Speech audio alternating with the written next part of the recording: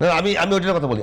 আপনাদের যে লোকের বিরুদ্ধে, যে ব্যক্তির বিরুদ্ধে অনেকগুলো অভিযোগ এসছে এখন পর্যন্ত, এনসিপির যে কয়জনের বিরুদ্ধে অভিযোগ এসছে টাকা পয়সা নিয়ে অভিযোগ এসছে আর কি, যেটা বাজারে তার সম্পর্কে পারসেপশন খারাপ, সেই লোকটাকে আপনারা আপনাদের সবচেয়ে গুরুত্বপূর্ণ পদ নির্বাচন পরিচালনা কমিটির সম্ভবত প্রধান করেছিলেন, সেই জায়গায় কি আপনারা অনেক বেশি বায়াসড না?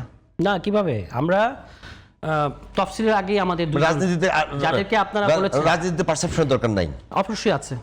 এবং পারসেপশন তো অনেক সময় মানে প্রোপাগান্ডাও হয়, যে আপনি একটা কথা বলতে বলতে এই যে দুদক ক্লিয়ারেন্স দিয়ে দিয়েছে ওই গাজী সালাউদ্দিনের ব্যাপারে আর এই যে এপিএস এর ব্যাপারে, কিন্তু তবুও কিন্তু পারসেপশনটাই প্রিভেল করতেছে। তাহলে এটা কি আমার উপর জুলুম না?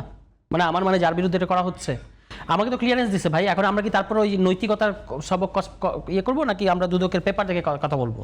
দুদক তো বিএনপি সরকারের দুদক, মানে বিএনপি সরকার আসার পরের দুদক।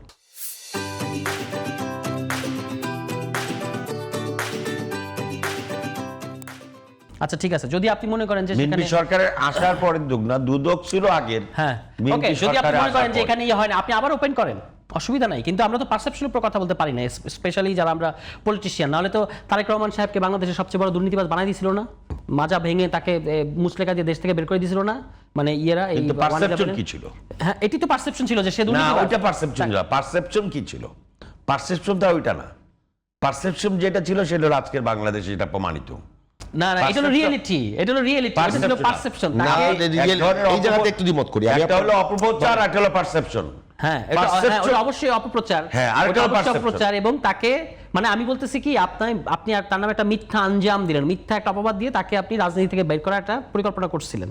তো এখনো তো এই ধরনের চর্চাগুলো মিথ্যা যদি দেওয়া হয়তো তাহলে কেন ওই উপদেষ্টা তার এপিএস কে তাৎক্ষণিকভাবে ওখান থেকে সরাতে বাধ্য হলেন?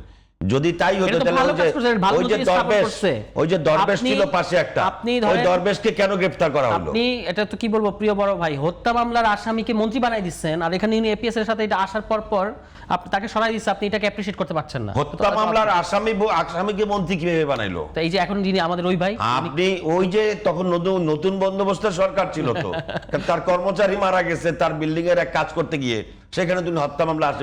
আমি তাকে দায়ী করতেছি না, না ওই যে পারসেপশন আর বাস্তবতা দুটো দুই জিনিস। আচ্ছা ঠিক আছে, এইভাবে আলাপ করে হবে না।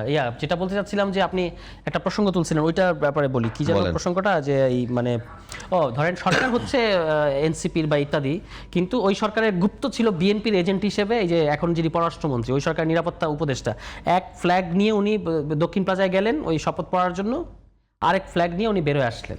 ঠিক আছে, কিন্তু সরকার কিন্তু যা তফসিলের আগে আমাদের দুজন পদত্যাগ করে ফেললো, এর মধ্যে একজন আবার এই দলে আসলোই না, আরেকজন নির্বাচনই করলো না, কিন্তু তবু মানে সরকার হলো এনসিপির আর এনসিপি হলো কিংস পার্টি। কিন্তু আপনি অ্যাটর্নি জেনারেল বসালেন হচ্ছে সরকার হওয়ার আগে এই দেশে, এখন তিনি কিন্তু আইনমন্ত্রী। এই যে এত প্যাচগোছ, এই প্যাচগোছের অন্যতম কারিগর হচ্ছেন তিনি নিজে একজন। ওই সময়ের অ্যাটর্নি জেনারেল অফিস থেকেই সব ড্রাফট করে দেওয়া হয়েছে, এই যে অধ্যাদেশ যা আছে সবগুলো কিন্তু অ্যাটর্নি জেনারেল অফিস থেকে অধ্যাদেশ মানে আপনার ড্রাফট করে দেওয়া হয়েছে। এখন তিনি খুব বিড়ালের মতো হবস লক পড়াচ্ছেন আমাদেরকে। ঠিক আছে, কিন্তু তিনি কি দায় এড়াতে পারবেন?